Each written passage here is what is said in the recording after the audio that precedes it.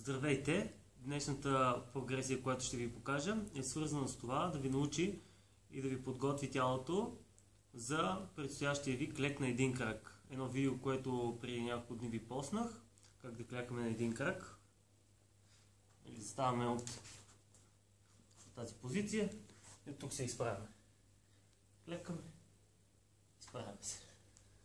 Така наречения пистолет. И сега ще ви покажа бърза прогресия, как това нещо да стане. Лягате се на земята, слагате си нещо меко, тук да не ви убива на гръбчето.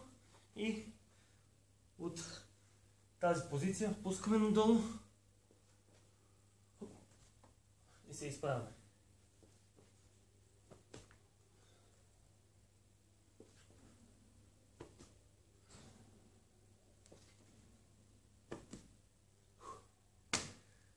Така, от следната прогресия правете по 4-5 пъти на седмица 3 серии, като градирате повторенията. Почвате в началото, ако не можете да направите едно, първо може да започнете с, ако не може с засилка да се изправите, тогава с ръцете. Използвате ръцете, повдигате се, пускате.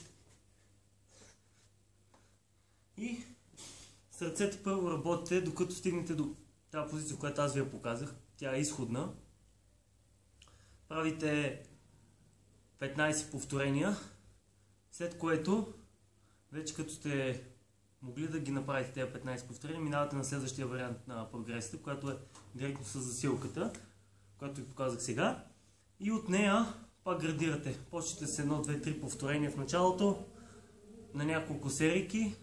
След това трябва да стигнете до 15 повторения в рамките на между 3 и 5 серии.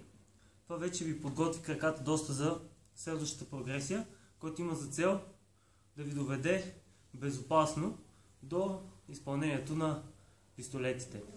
Това е от мен. Ако имате въпроси, пишете отдолу във видеото, което ще посна.